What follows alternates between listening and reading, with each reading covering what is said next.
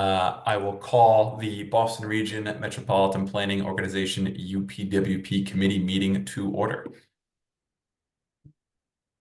I'll start with the notice of non-discrimination. You are invited to participate in our transportation planning process, regardless of your race, color, national origin, religion, creed, gender, ancestry, ethnicity, disability, age, sex, sexual orientation, gender identity or expression, veteran status, or background.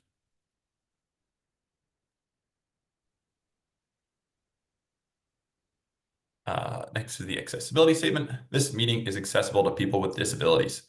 Zoom products are compliant with exceptions with the following standards: Web Content Accessibility Guidelines 2.1 Level AA standards and revised Section 508 standards.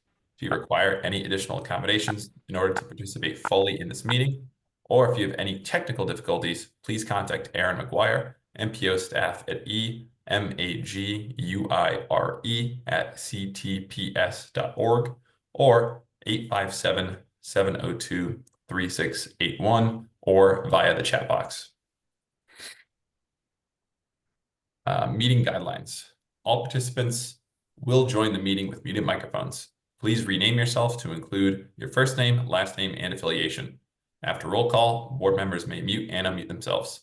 Always remain muted unless actively speaking.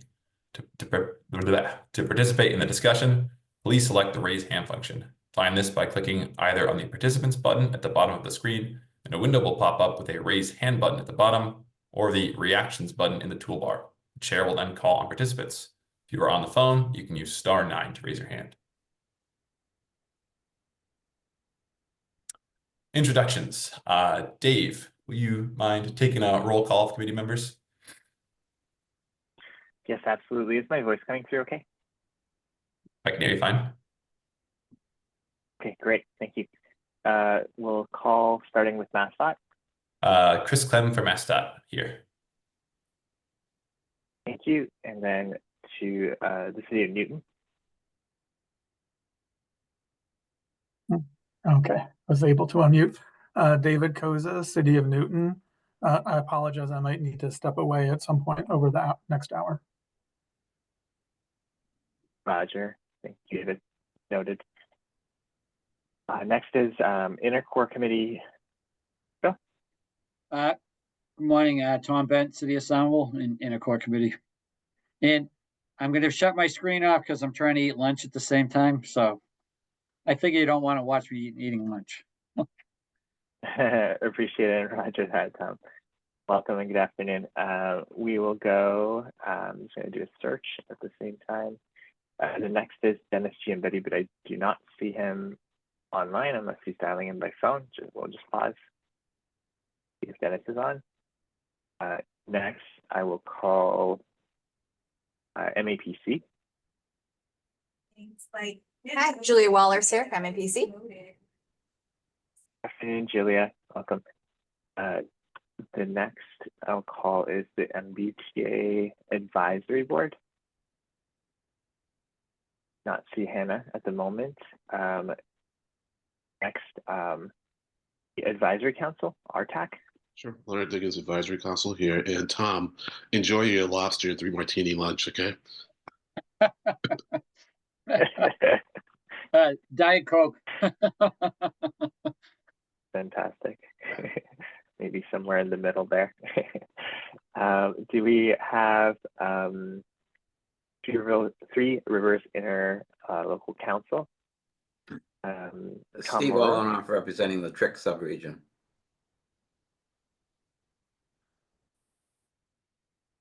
Welcome, Steve. Thank you. City of Boston. Hi, everyone. Jenra representing the City of Boston. Jen. And calling Rentham, but I do not see Rachel. With that, we do have quorum at 7. And then I'll pass it back to the chair. Thank you.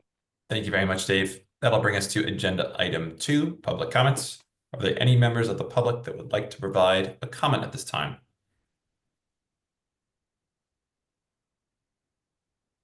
Not seeing any raised hands. I do want to note that if anyone has written comments, you can provide a copy to staff by email to Olivia. That's OSACCOCIA@ctps.org if needed.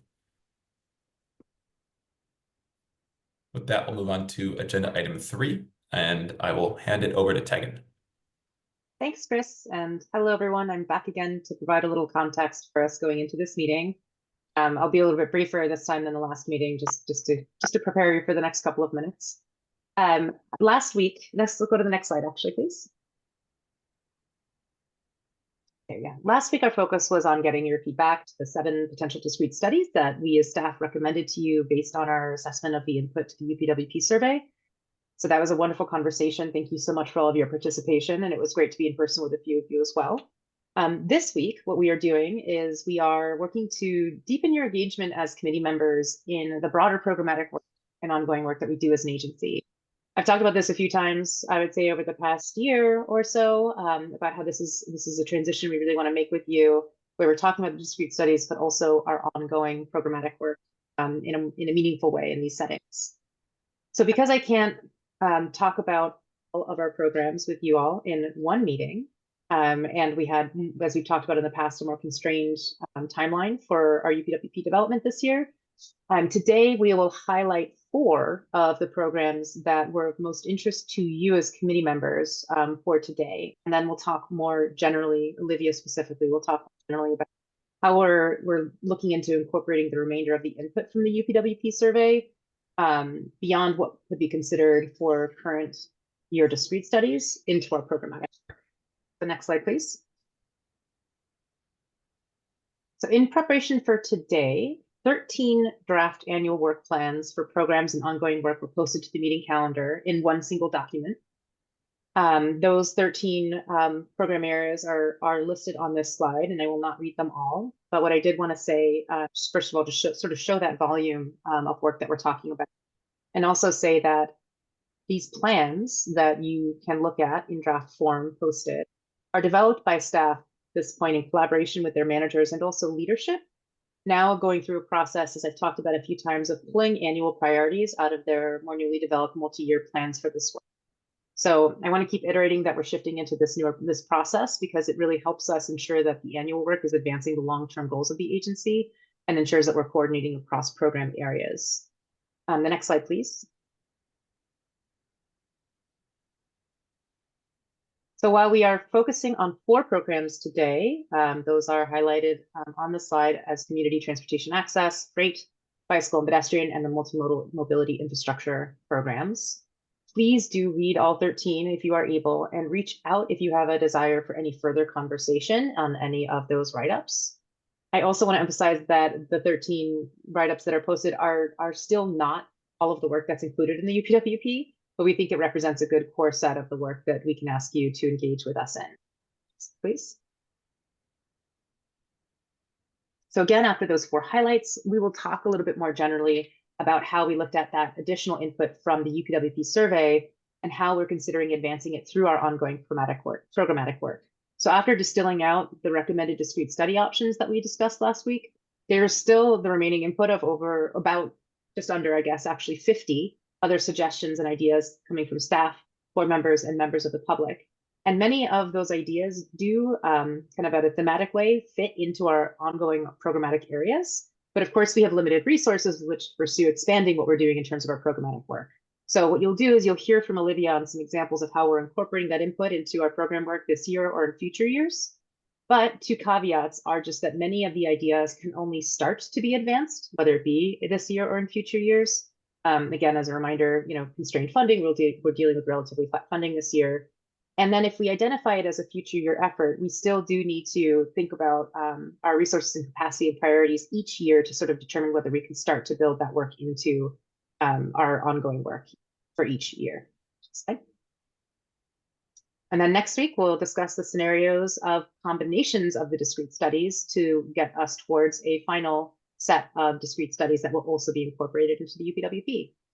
So I hope that sets the stage. I'm happy to answer any questions, Chris. I'm also happy to get into the conversation. Yeah, thanks so much, Tegan. That was a great summary and update on the development. Does anyone have any questions for Tegan before we move on? David Kozis, go ahead.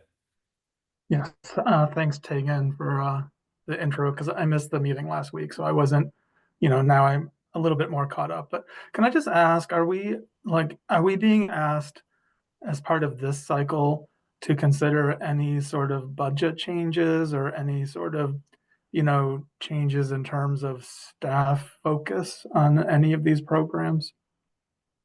Tegan, can you respond to that?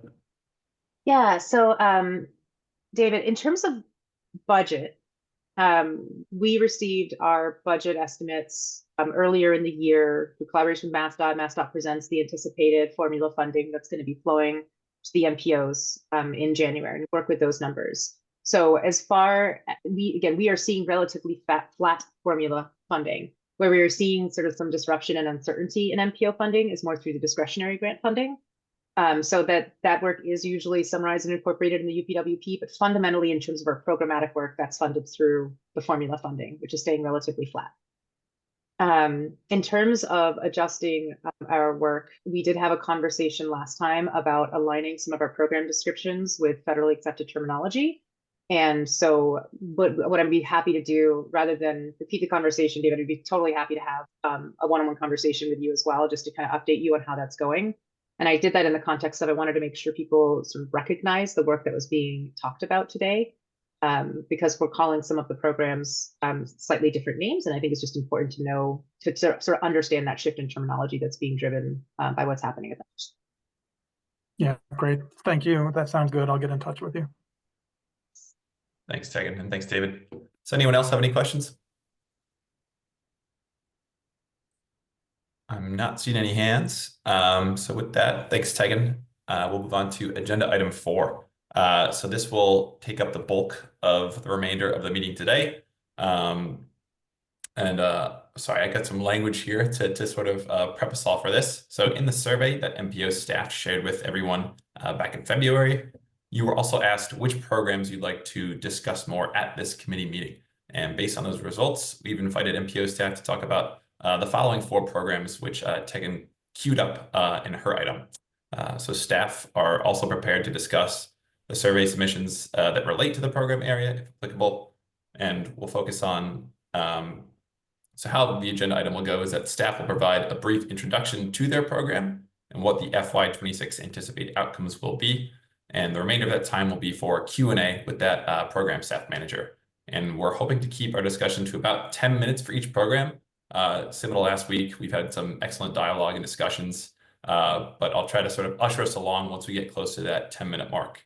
And first up is Betsy Harvey to discuss the Community Transportation Access Program. So Betsy, whenever you're ready. Thanks, Chris. So many of you know that I run what is currently called the Transportation Equity Program for the MPO. This year, if you could go to the next slide, we are for the next UPWP, we will be transitioning to a different name of the program called the Community Transportation Access Program. Much of the work remains the same. In fact, the vast majority of it remains the same. And as Tegan, talked about, some of the names of things that we're calling things may be different to align with the federal priorities. We are focusing this program on things that you'll be familiar with, on investing in a transportation system that meets the needs of all people in our region, focusing on civil rights and other related federal and state laws such as Title VI, the ADA, age-related laws, and non-discriminatory laws, and the like.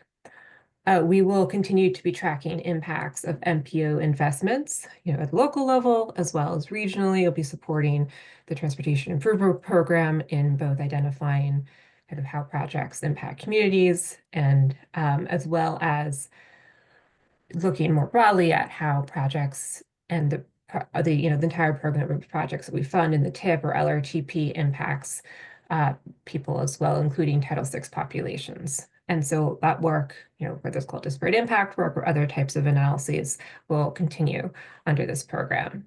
We'll also continue to support the community engagement program in the work that they do and working to make our work transparent and easily accessible so folks can understand, and advocates and others interested in this work can better understand the results and how that kind of the results of our analyses affect MPO decision making.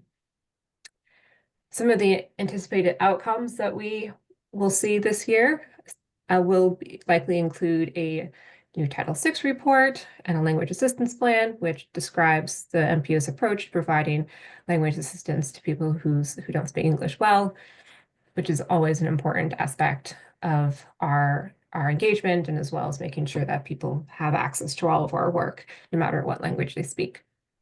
We also want to continue to develop plain language documents that improve engagement, communication to our communities.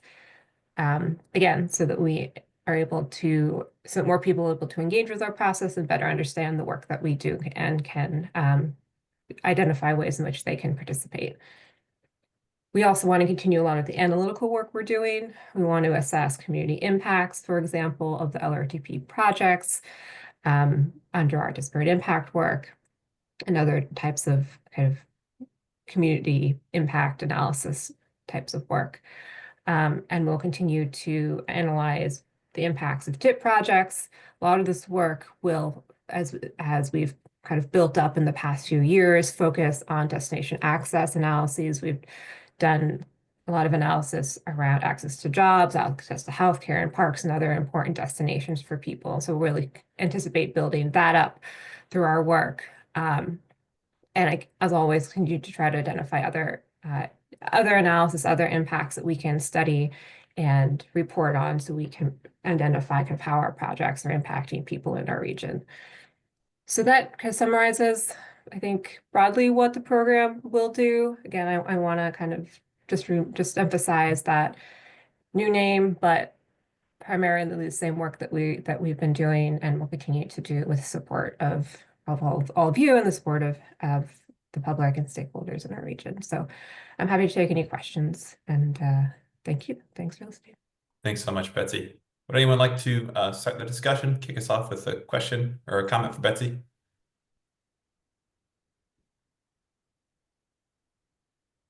Don't be shy. There was a lot of voices last week. I know everybody's eager to ask questions. Certainly take advantage of Betsy's time here as well. Oh, there we go. Jen Rowe, go ahead. Yes, one question. I saw the kind of in the list of kind of federal regulations that this program advances, the fairly new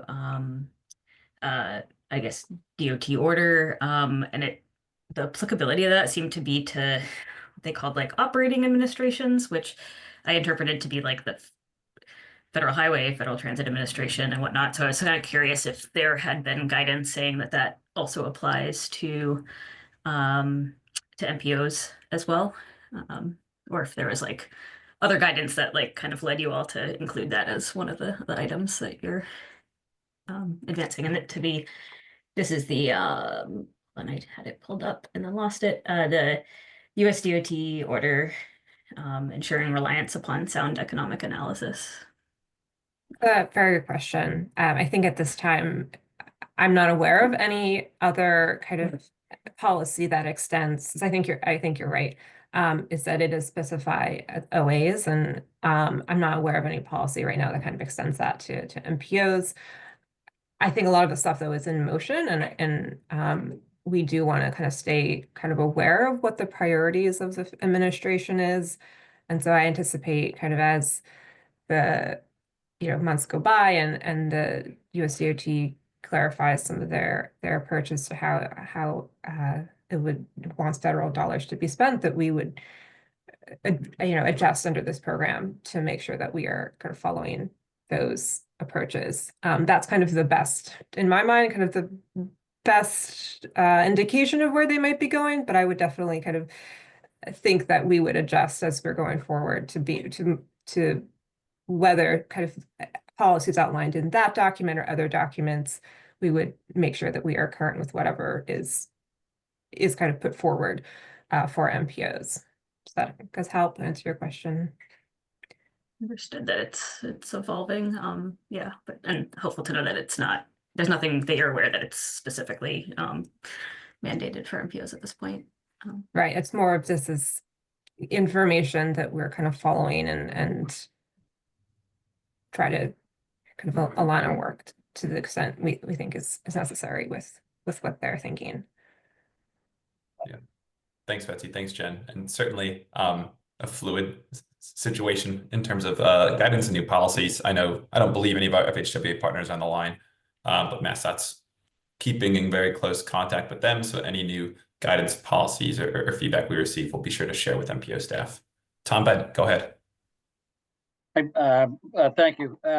Betsy, on, looking at the, support public engagement piece, how would that, this one always comes up, and I was wondering, I'm glad to see about developing, audience appropriate plain language documents, which is always helpful.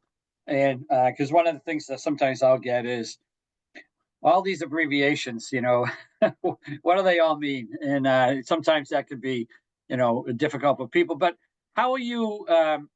What are you thinking as far as what you would do differently this go around than you've done in the past?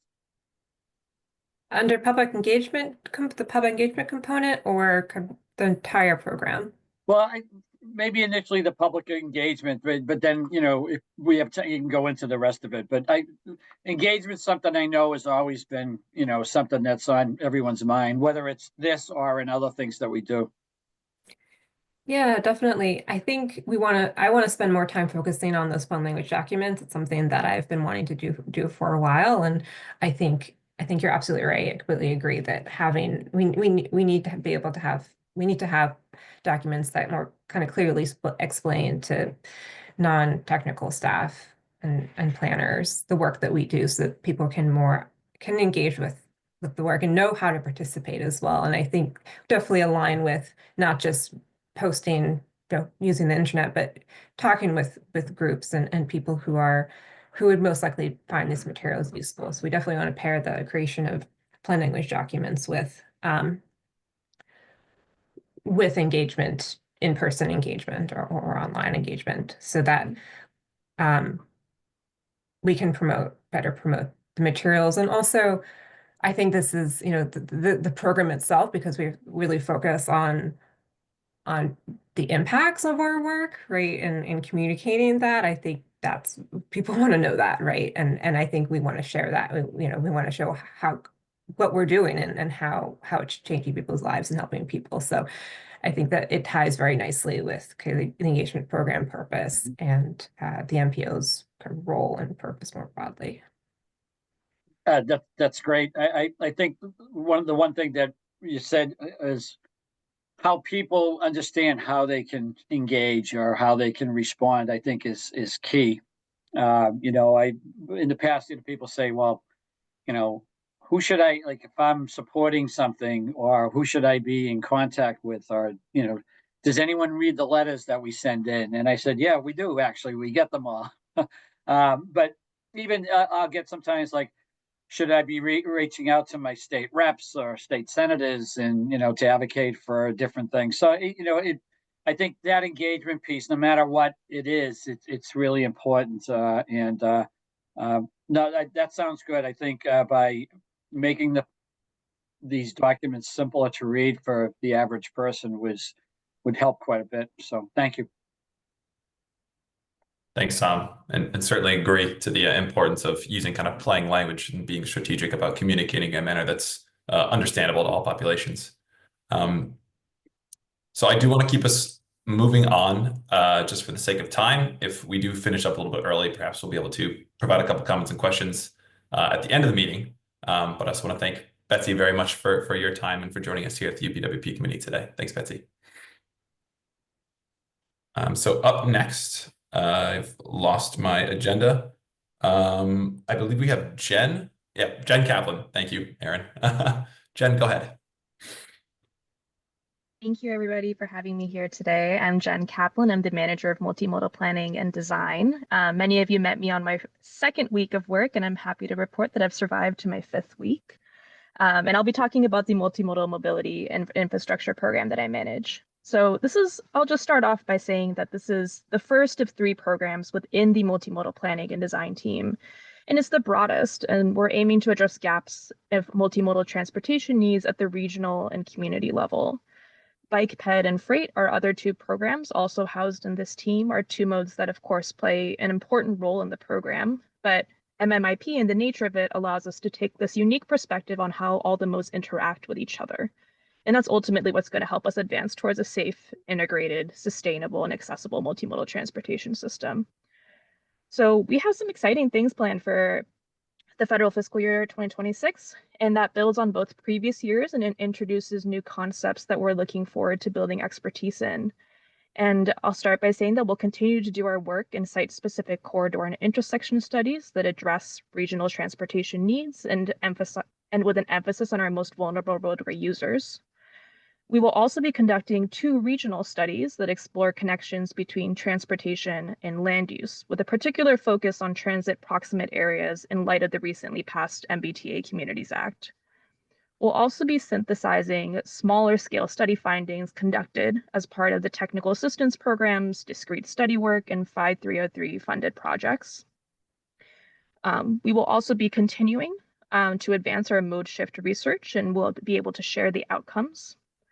And finally, we will begin the first phase of a mobility action plan, which we're going to affectionately call MAP, but that will build on our LRTP goals and needs assessment with a focus on identifying actions to improve mobility in the near term. And the goal of this work is really to establish a baseline of existing mobility infrastructure, identify those regional gaps, and recommend priority areas for future improvement. And of course, it's to increase municipal capacity to identify and undertake future improvements, which is also a huge focus of this program and help meet our LRTP goals. I also want to just take the opportunity to highlight some of our recent and ongoing efforts in multimodal mobility and related discrete studies. And one of them is, of course, our Route 114 corridor study in Salem, as well as our 2 intersection studies in Woburn and Walpole that are all making great progress. We've also been working on 2 exciting grant-funded projects. The first is our No Heat MVP Action Grant, which explores where to and what extent people that are walking and biking are exposed to dangerous levels of urban heat, and we're identifying high-risk locations for implementing mitigating solutions. And this work is being done in partnerships with Chelsea, Everett, Framingham, and Revere, along with our advocacy organization partners. Our other grant project is the Mobility Access and Transportation Insecurity Grant, MATI, which is looking at transit-centric multimodal solutions to improve mobility and accessibility for transport insecure communities. And we're currently designing a pilot that's going to supplement MBTA's low-income fare program and access to low-cost community electric vehicle car sharing options. And that work's being done similarly in Revere, Chelsea, and Everett. And upon completion of the project, we will be eligible to apply for additional funding to implement the pilot. And finally, we're also working on our FFY25 roadway pricing study, and that's building on a discrete study from FFY23, learning from the roadway pricing experiences. And that explored best practices in roadway pricing and identified challenges and opportunities, looking at a few case studies. And this study is really about exploring a conceptual roadway pricing scenario within the greater Boston context and its potential congestion, revenue, and equity impacts. So I'm happy to answer any questions from here. There's a lot of information. Thanks so much, Jen. And glad you're still with us 5 weeks into the job. Steve Olenoff, would you like to start? Yeah, I just want to point out, since you were just talking about using plain language and everything, the 3rd bullet down there, synthesizing smaller scale study findings. So I'm not sure how that word synthesize, see, I can't even say it. Smallest, how that word applies to those studies is, I think that's a perfect example of using plain language. Jen, you got to respond. Using plain language. So could you explain that? Yeah, I appreciate that. I'm happy to answer that question. And it's really about, we do a few different pieces of work. We do these technical assistance programs. We do these discrete studies, which were shared in the last committee meeting, and these 5303 funded projects. And we're having we're finding a lot of different things. Our goal is really to take the findings from all these studies, and we're going to pull them together and start to organize them by themes and what we're finding from those recommendations, and make sure that those are actually feeding into our broader planning efforts. So that kind of breaks it down. I hope that's helpful. Yeah, maybe you could have just used the word applying smaller scale study findings, something like that. Thanks, Jen. Thank you. Certainly always improvements to be made and synonyms that we can leverage to make sure it's really plain, especially for members of the public. David Kozis. Thank you, John. So, the 2 or 3 specific corridors, the sort of conceptual recommendations, and then the 2 regional studies. It sounds kind of, like the discrete studies that we vote on sort of separately, that you list some of these. Obviously not as detailed, I guess, or just, more conceptual. But I guess I was wondering, has this work always, sort of selecting a couple corridors and studying them, has that always been part of this program, or is that something new? And also, how are they selected? Yeah, Go ahead, thank you Jen. for the question. Oh, sorry. Sorry, you're good. Thank you for the question, David.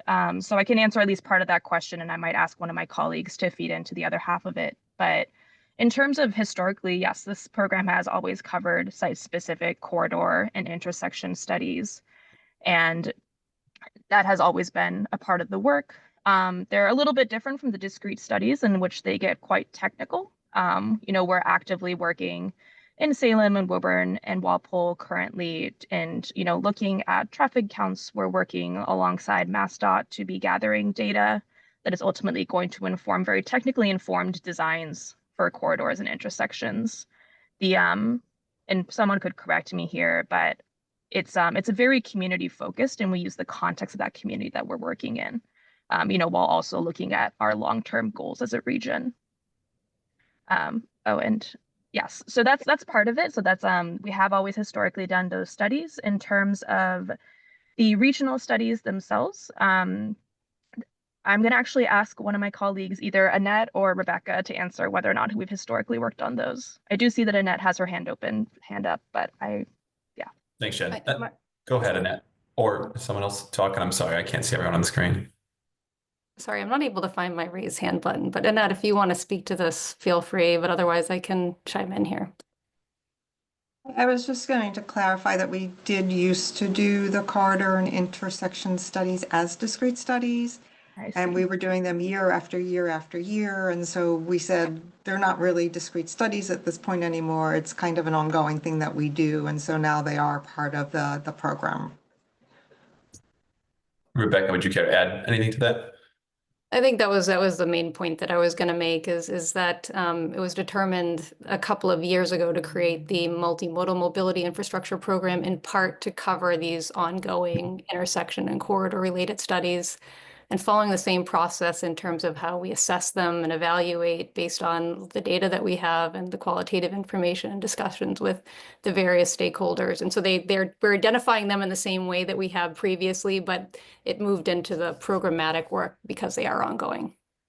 Yeah, now that you say that, I definitely remember exactly that. So thank you. Yeah, thanks all 3 of you. Len, yeah, go ahead. this is kind of piggybacking on David's question.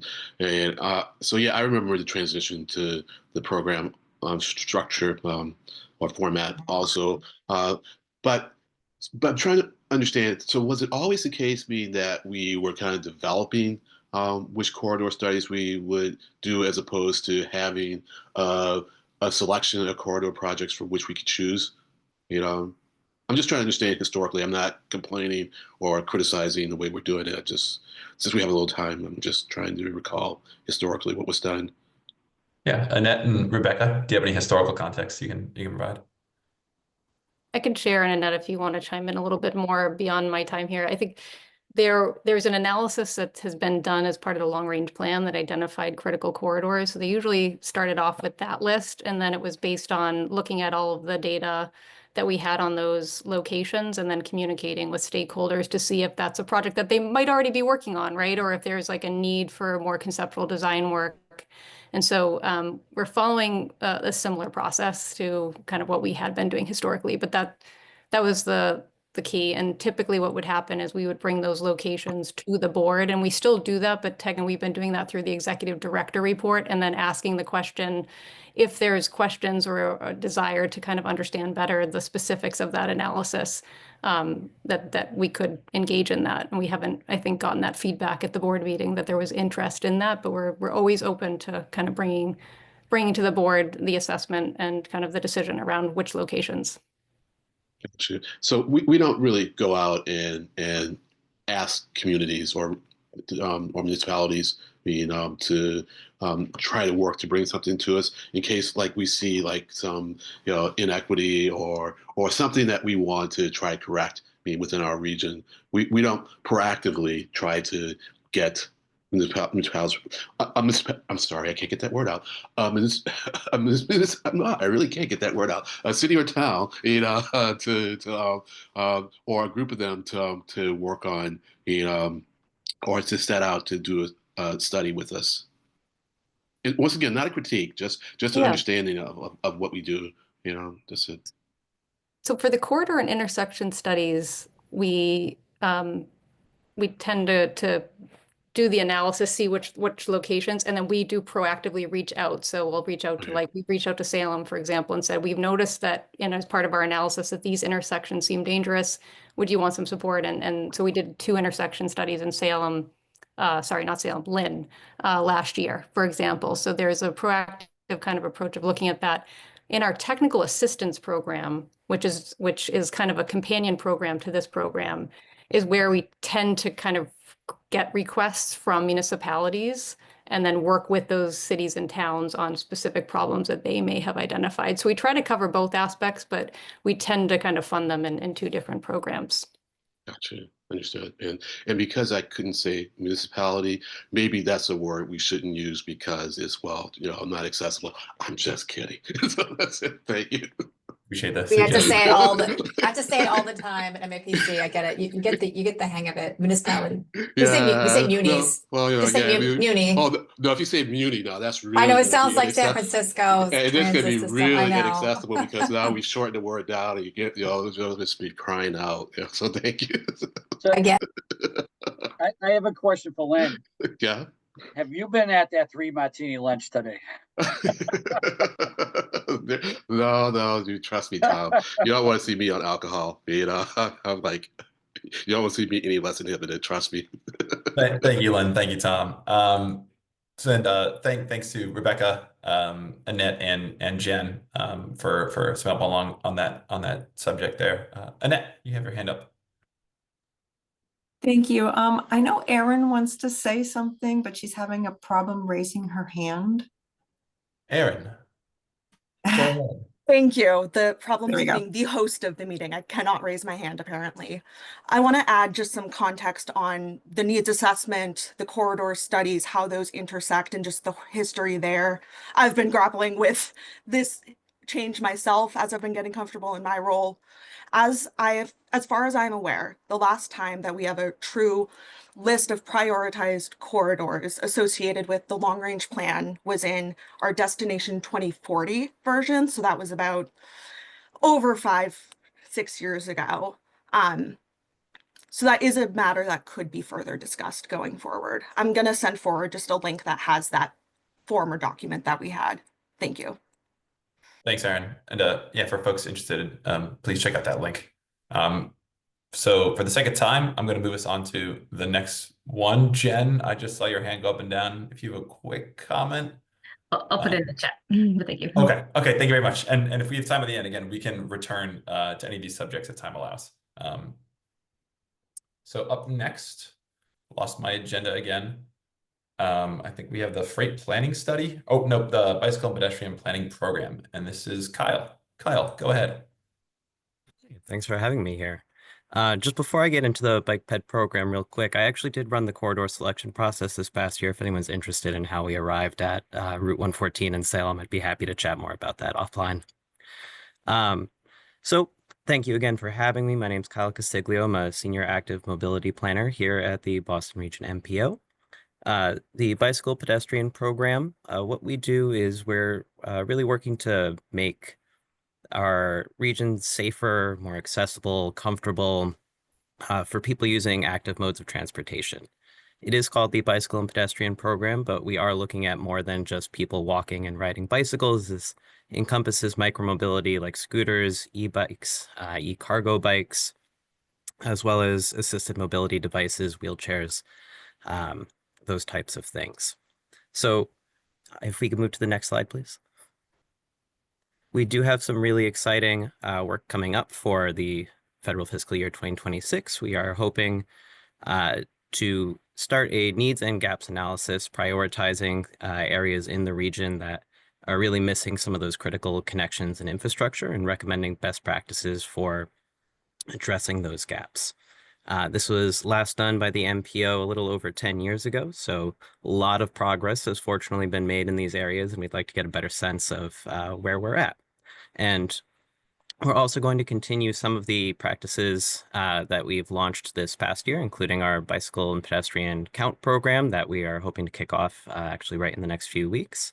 And as well as continuing to convene our bicycle pedestrian steering committee that we launched in 2024 and is starting to, inform all of the work that we're doing here, giving us some excellent feedback and guidance on what the needs from municipalities and bicycle, pedestrian, active mobility advocates are. And just to share some of the recent work that's been related to our program, this program really does touch a lot of different areas at the MPO, not just the bicycle pedestrian program, but helping to inform what we do in all of our multimodal transportation planning. So we've had some really exciting discrete studies that are either ongoing, such as looking at cargo e-bike best practices for first and last mile deliveries, seeing how the Blue Bike system and the MBTA kind of interact with each other, where are they complementary, where are they actually competing, and looking at best practices for preventing people from parking in bike lanes, which is something that anyone who has ridden around the region, I'm sure, has encountered. So that's pretty much what we're working on right now, and happy to take any questions. Thank you. Thanks for that summary, Kyle. So anyone want to start the discussion?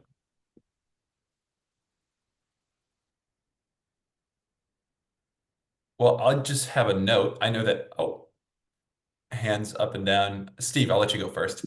Yeah, I was just wondering more about the Ped Bike Steering Committee. What is that? What is that committee? Where is it? Who is it? Sure. Yeah. So thank you for the question. Yeah, our steering committee is made up of a few representatives from municipal staff across the region, some advocacy organizations that are involved in bicycle pedestrian work. We have Walk Massachusetts, Bike Mass, Walk Medford, Bike to the Sea, and as well as a few academics. Our former manager here on the multimodal planning and design team, Ronak Basu, who is now with Georgia Tech, as well as representative from Harvard as well. So we meet quarterly. It's an informal group. This is not part of like a subcommittee of the MPO board itself. But this group just gathers to kind of hear what we're working on in the MPO, give feedback, and kind of communicate what they see as the needs and issues are in the region. Thanks, Kyle. I'll just, so we have a planner at OTP. His name is Peter Sutton. I'm not sure if you've worked with him before. He's sort of our statewide bike ped planner. Amazing resource on any sort of efforts and projects bike ped related. So if you haven't already introduced yourself or worked with him in the past, I'm happy to sort of connect you guys on this effort. And I also want to plug in, we recently completed a MassDOT's Next Generation Pedestrian and Bicycle Vision Map. The products of that effort are available online. It's certainly an excellent resource, breaks down a lot of needs and gaps in both pedestrian and bicycle infrastructure statewide, but also by MPO. I'll put a link to that in the chat just because it's a great resource to play around with, and certainly might be helpful for your bike ped regional plan efforts moving forward. So, Tom, Ben, go ahead. Thanks, Mr. Chair. Kyle, One of a question I asked a while back to at the MPO meeting is, and I've gotten this from a lot of different municipalities, and one of the questions that come up is who's allowed in a bike lane, and is that something that you're tackling here? And I know the day that I brought it up, a lot of the cities and towns, you know, in the chat saying, yeah, we need help with this. Because some bike lanes are getting pretty congested, you know, with between, you know, standard bikes, e-bikes, the scooters, you know, we're seeing Uber drivers, you know, the DoorDash ones and, you know, on the motorized scooters in bike lanes. And, you know, it's a problem sometimes. I know in the inner core, we've seen that. So I was wondering, you know, if you're going to kind of tackle any of that kind of information. And the other thing, and I did see it on your list about parking in bike lanes and strategies and safety prevention, which I think is key because I know one of the things that I think we were talking about before was studying why are bike lanes being obstructed, you know, whether it's, you know, and I think it's obvious, you know, the answer to a lot of that is because there's nowhere for delivery vehicles and things like that to pull over. That's, you know, reasonable for them to make their deliveries. So that I'll be paying a lot of attention to too. I think that's a big one to figure out what's going on there. But how much does this tie in with whether it's the state or the consultants or anybody that's actually designing, you know, new bike lanes and bus lanes and things like and mobility projects? Because I think a lot of time, you know, that information would be great with the, you know, to be feeding back to the people that designing these things, because, you know, we've seen this in Somerville. Will mobility will design, you know, a bike lane. So the road, you know, it's a road diet, so it's gotten a lot narrower. And then, you know, you're driving by and you'll see the U.S. Postal van, you know, parked up onto the bike lane and on the sidewalk because he's got nowhere else to go to deliver, you know, mail to, you know, 400 apartments in a certain section. You know, it's that kind of details like that that I'm hoping is flowing from one study into another study and into finally to the planners so they can start kind of putting all this together. So, but thanks for this. I'll be looking forward to looking at this more deeply as you move along. Thanks, Tom. Certainly a lot to comment on and respond to. Don't have to read them all now. No, appreciate the comments though. I do want to note that Jen just shared the report with the completed study on parking and bike lanes as well in the chat. So if you want to take a look at that, but Kyle, if you want to respond at all to any of Tom's comments first, please, the floor is yours. Sure. Yeah, I mean, I could talk about the parking and bike lane stuff all day. But what we have seen is definitely it's very disproportionately people who are driving commercial or freight vehicles. And yes, they're typically doing so because there is no convenient place for them to stop and make deliveries. And that I won't get into all of like the interventions that we looked at because the report's right there and we have limited time, but it's definitely very freight related. And I would say this does kind of feed one thing into the next in terms of like the cargo e-bike for first and last mile deliveries is a downstream product related to that, as well as downstream of some previous work done in the freight program. So it's really cool that these two programs get to intersect. The who is allowed in a bike lane question can vary. That's something that municipalities can put their own input into. And, you know, as we've been doing a lot of these studies, for example, a lot of cargo e-bikes are not allowed in some jurisdictions, bike lanes, depending on either the size, width, weight. The needs and gaps prioritization that we're looking at is really kind of an upstream product of something we're looking to eventually do in terms of like a regional active mobility plan. And kind of getting a sense of what is and isn't allowed, you know, in a bike lane, how different municipalities in the region are handling this is something that I'm sure we would love to consider while we're putting together that product. Just on that, I get the feeling that some of them are looking for guidance on that. You know, I think they're trying to figure out what other people are doing because it's, you know, so new in, you know, I mean, the good news is they're being used. So, you know, but now it's like figuring out, you know, to make sure they stay safe, you know. Yeah, certainly. Thank Curb management generally is a very contentious issue. We are close out of time, but I do want to give Steve and Jen a quick minute to provide a last minute comment or question. So go ahead, Steve. I don't know how this quick is, but I know none of these things are first mile, last mile, but these are all pedestrian and bicycle related. First mile and last mile. There's also, you know, could be the mechanized, you know, automobiles, shuttle buses. Is that being studied somewhere else, or and they're separated? That may be okay. That may be the only way to do it. But I just wanted to ask where we're doing the automobile and shuttle bus and Uber kind of first mile, last mile. Yeah, Sure. So this, go ahead, Kyle. Sorry. So this first mile, last mile delivery study that we're looking at specifically for like freight, cargo, basically, how do you get someone from DoorDash to, instead of driving around a Starbucks latte in an SUV, and to perhaps, you know, doing it on a bike, or as someone who used to be an Instacart driver for quite a while, you know, do I need all of these groceries in a car, or if I have 2 bags of groceries, why can't that be done on a cargo bike instead? So it's kind of two distinct types of first and last mile questions, I think. No, I was asking more of a general organizational question of where we study, you know, under which programs. Where do we study first mile, last mile in general, not specific items of it? Rebecca, I see your hand is up as well. Would you like to provide any comment to that?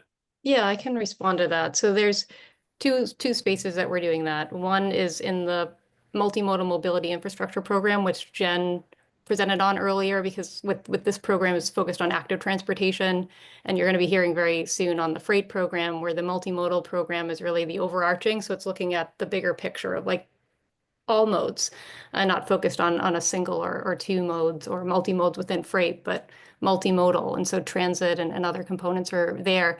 The other place where we do study first last mile is with a lot of the work we're doing with the MBTA through the 5303 funds and through other MBTA projects. And so we have done some work on mobility integrations with the T. So we have studied that and we've done analysis. It's not funded through the Bike and Ped program, but we have other funding sources and other spaces where we're doing those kinds of analyses. Thanks, Rebecca. Great question, Steve. Jen Rowe, you're so patient. You can close us out on this one. Go ahead. Yeah. And no need to kind of respond to this because I know we're short on time, but I was just interested maybe in following up a little bit on the needs and gaps analysis. We're thinking a lot about that at the city now, in terms of you know, how we go about creating a bicycle plan that's kind of working with also what we're thinking about in terms of a transit network, and where we know that there's, you know, heavy vehicle flows and a lot of complexity there. But I think we're thinking about different data sources or inputs into what we consider a gap. And so I guess in my mind, we have our high crash network, places we know that, you know, people are biking and clearly they're not safe because we're having fatal and serious injuries. There's also like looking at our existing infrastructure, and are there places where there's clearly gaps that could be connected. We have a bicycle level of traffic stress where we can see like, oh, here's where there's really poor conditions. And I know there's been efforts at doing like pedestrian versions of that as well. And then there was one kind of piece that I know MAPC had worked on before and I found useful, and I was sort of curious if there was a effort or any feedback on whether that might be something that could be redone or looked at in a different way. And that was like a local access score, which was sort of an attempt to look at.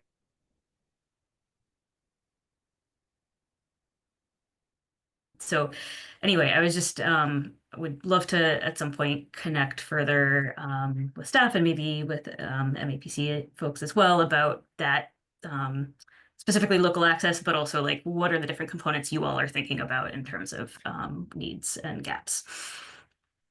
Thanks, Jen. Yeah, certainly encourage CTBS, Boston, MAPC all the other municipalities, local stakeholders, and MassDOT, of course, to be coordinating on this effort to make sure we're filling in on each other's gaps and not duplicating or trying to rewrite the wheel to any extent.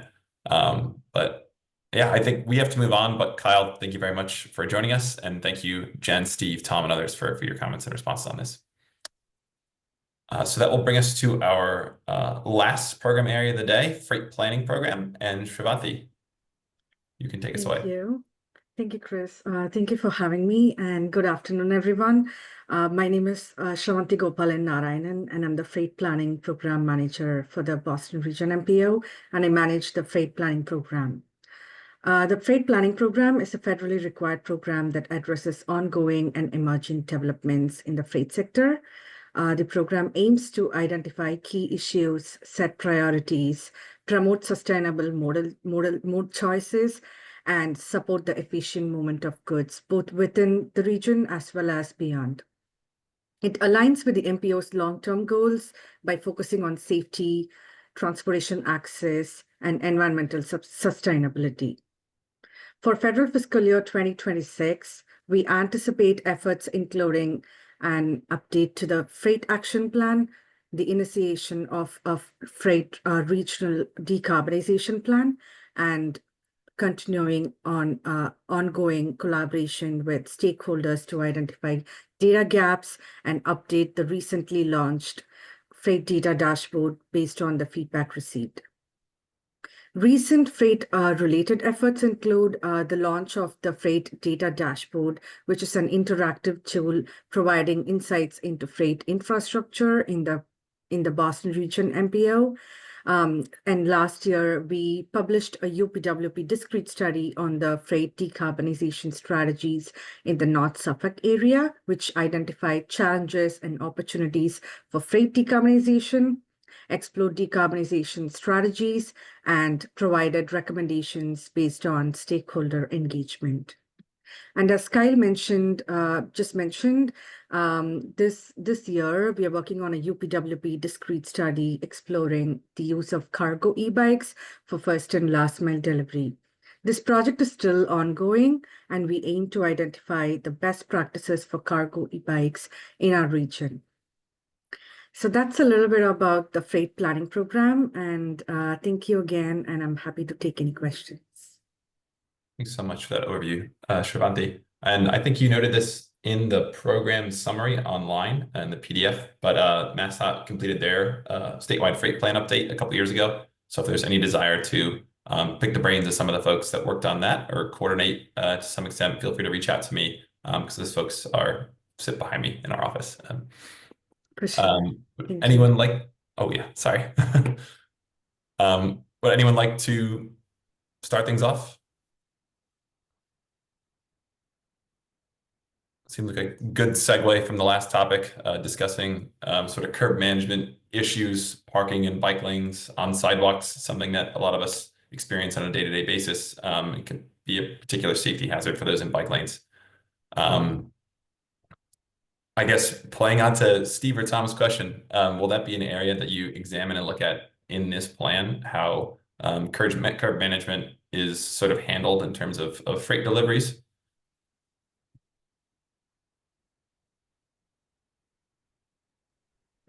I'm sorry, Chris, can you repeat that? Yeah, all good. I guess just sort of carrying the question that was posed under the last item, will you be examining opportunities to improve, curb management with delivery drivers parking in bike lanes, parking on sidewalks, double parking and causing traffic and congestion backups, things like that?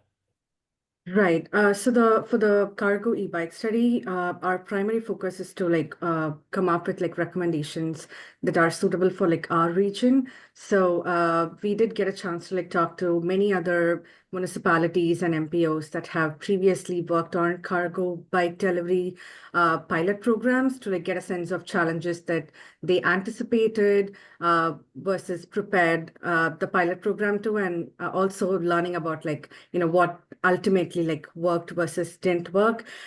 So to answer that question, we are definitely anticipating to include some recommendations along, curbside management and, as we've been talking about, there are also like so many other studies that have already been done on curbside management. So I think this is going to like kind of add value to the previous studies that have been done along the lines of this topic.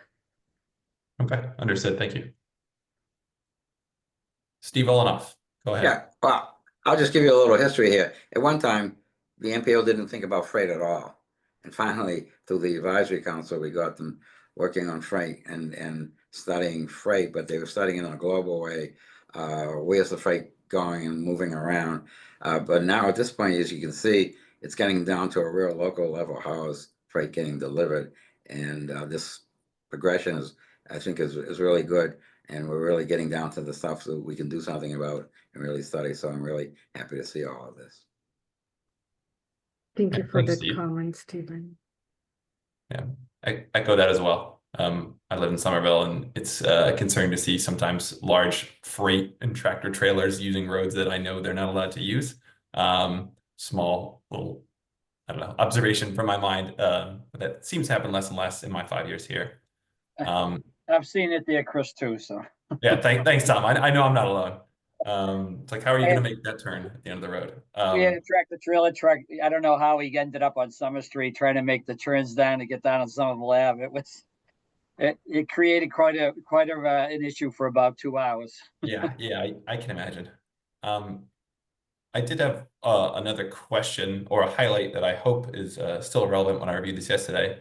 I think the summary online in the PDF mentions the regional freight decarbonization plan that will build off of the 2023 UPWP study and establish a foundation for a multi-year study effort. Can you talk more about some of the results of the previous study from 2023? For sure, yeah. So partially, in fact, the cargo e-bike study is also kind of one of the recommendations from that study. That was also a UPWP discrete study, which focused on specifically freight decarbonization in the North Suffolk area. And some of our recommendations were related to like the various freight decarbonization strategies.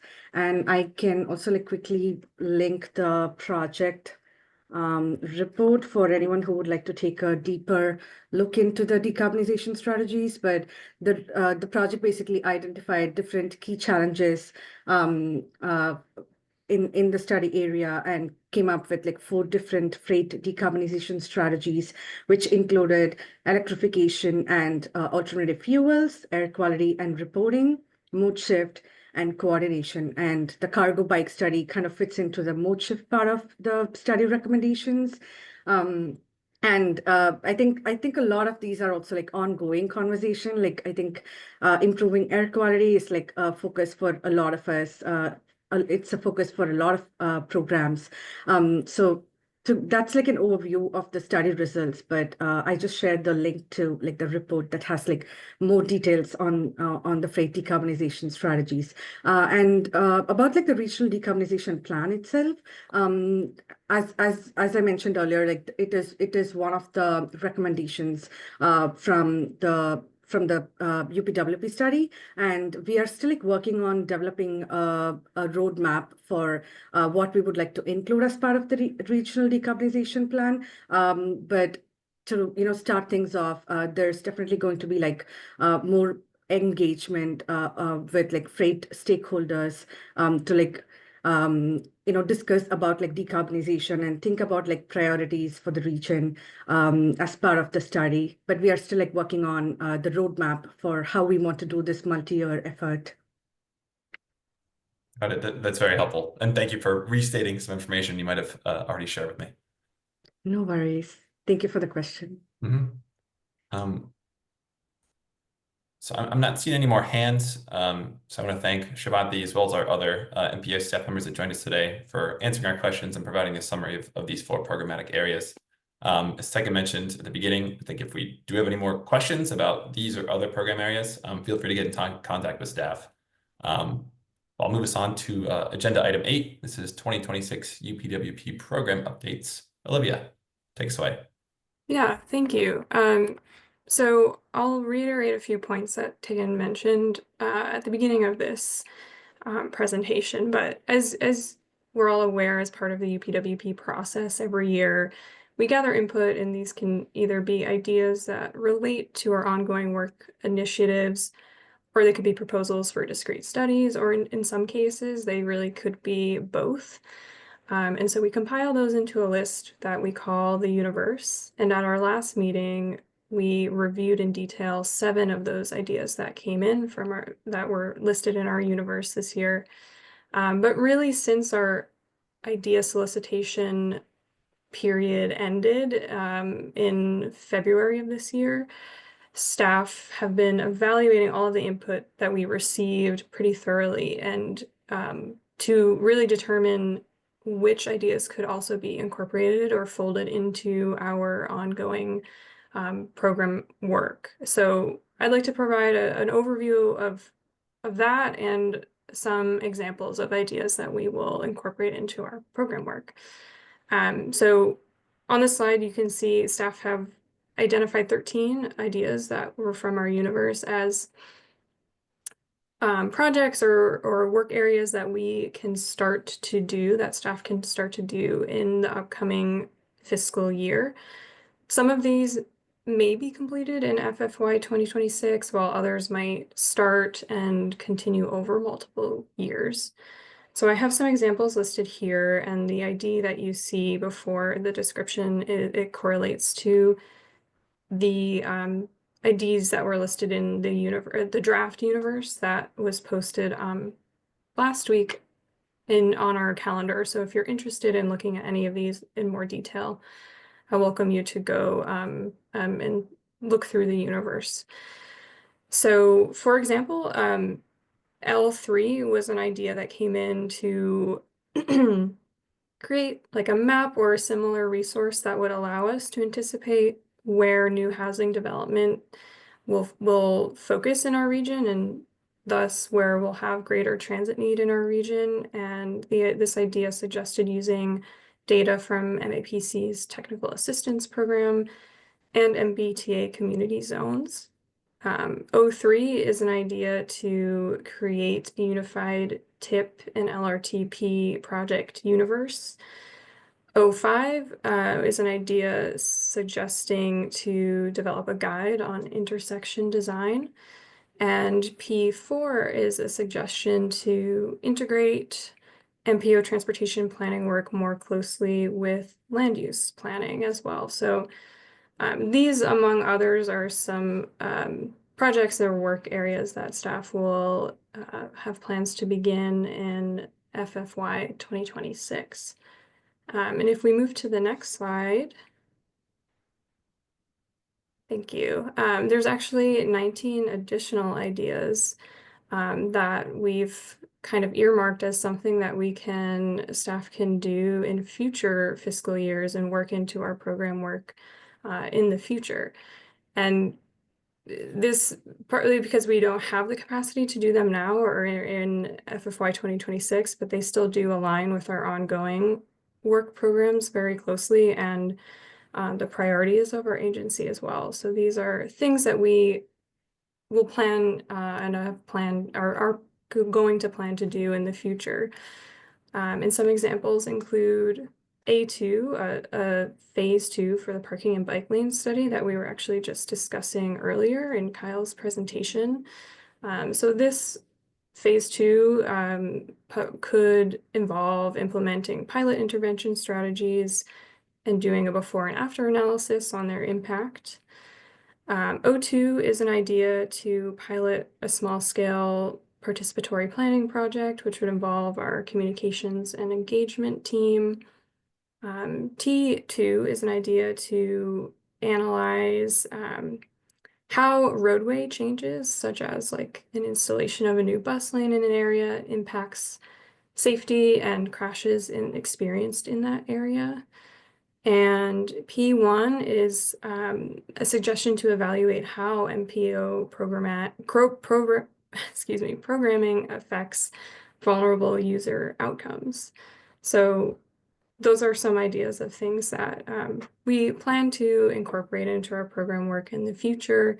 Of course, we'll evaluate how our programs evolve and the capacity to carry these out, but now we have identified these ideas as something we will plan to do in the future.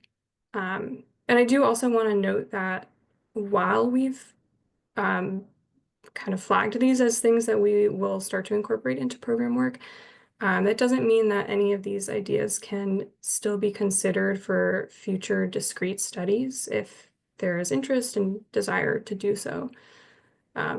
So yeah, that was a pretty general overview, but I'm happy either myself or other MPO staff on the line to answer any questions that folks might have about this.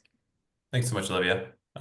Great update. And yeah, with all the support and great conversation last week for all 7 of the discrete study ideas, it's encouraging to hear that the MPO staff will do their best to incorporate a lot of the work and the efforts into their programmatic work, and a lot of the projects will sort of get the opportunity to be revisited in some capacity in future years for discrete studies. Len, go ahead. Yeah, thank you.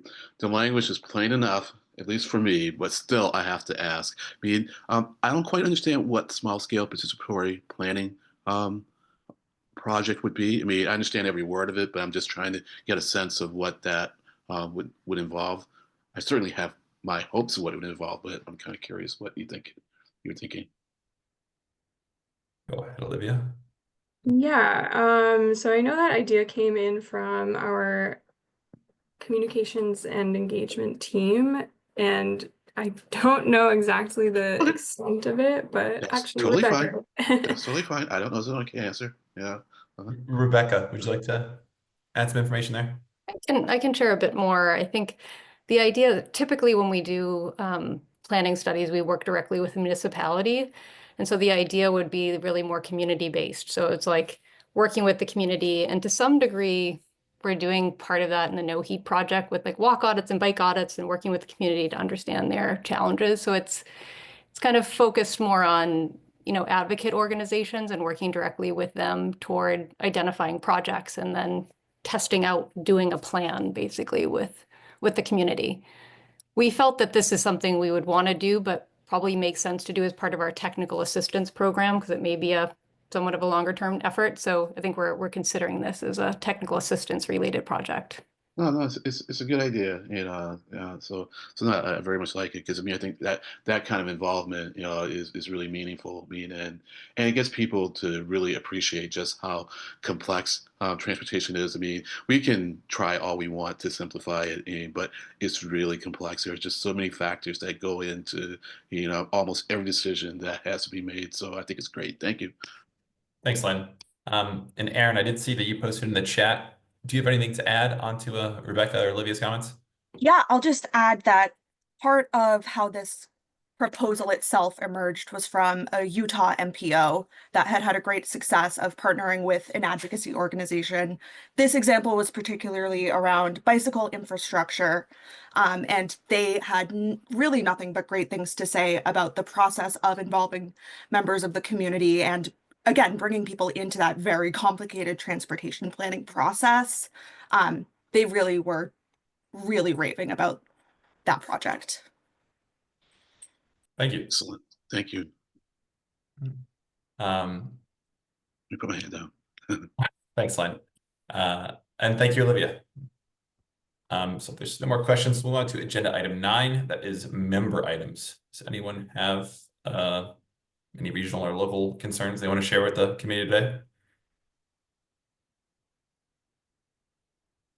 Seeing none, I'll move us on to our last agenda item. Next meeting. So the UPWP committee will meet on Thursday, April 17th, next week at 2 p.m. Via Zoom to discuss and vote on the FFY 2026 discrete study scenarios. Looking forward to seeing everyone there. With that, Julia, go ahead. Yeah, just quickly, are there plans to have any sort of cadence for in-person meetings? Will this be virtual going forward? I don't know if I have a say as chair, but I think it would be great just based on the participation and the conversation we had last week. Yeah, I enjoyed that last week, and the MPO meeting was that morning, so it was just a convenient big in-person meeting at the state transportation Yeah. building. Yeah, certainly agree. Yeah, maybe staff and I and the committee at a future meeting can discuss, doing these every so often, I don't know, once a month or every other month. I know it's especially important to do this during the height of 3C development season, and potentially lining them up with the MPO's quarterly in-person meetings that I believe they're striving for, if that makes the most sense too. So I'll take a note of that, and Olivia, Dave, others who wouldn't mind taking note of that as well. That'd be great to follow up on, and then bring back maybe some options for the committee if they're interested. Thanks, Julia. With that, is there a motion to adjourn the meeting? So moved. I'll second that. All right, moved by Hannah. Hello, Hannah, and second by, I think that was Tom. Yep. All in favor? Aye. Aye. All right. Hearing no objections, thank you very much, everyone. Great conversation again. Please make sure this is marked on your calendars for next week at 2 p.m. Reach out to staff if you have any questions, and looking forward to seeing you all next week. Thank you. Bye-bye.